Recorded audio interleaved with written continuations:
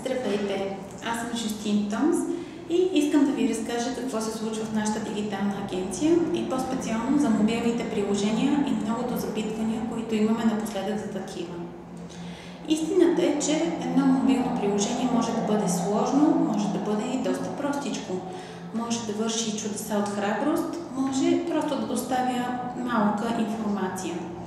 При всички случаи, за да дадем адекватни условия за разработка на мобилно приложение, то е точно както и при всеки друг софтуер или комуникационен материал. Имаме нужда от задание. Заданието трябва да описва не само на 2 на 3 какво си представяте като мобилно приложение, а да има доста добре разписани възможностите и функционалностите на приложението. Заданието за подобно приложение варира между 1-2 до няколко страници, в някои случаи до 50-100 страници, ако е нещо изключително сложно.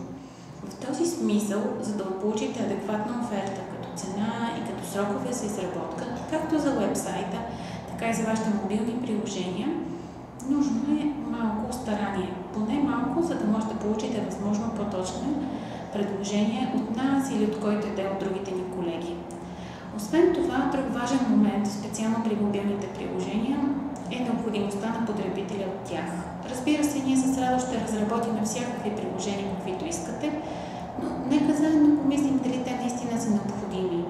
Защото да имаш приложение на телефона си просто е така, не е достатъчно.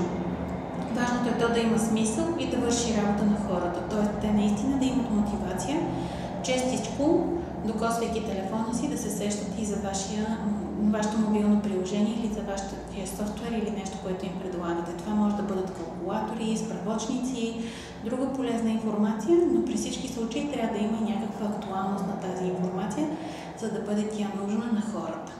И така, за вашите идеи за мобилни приложения и всичко друго онлайн, ние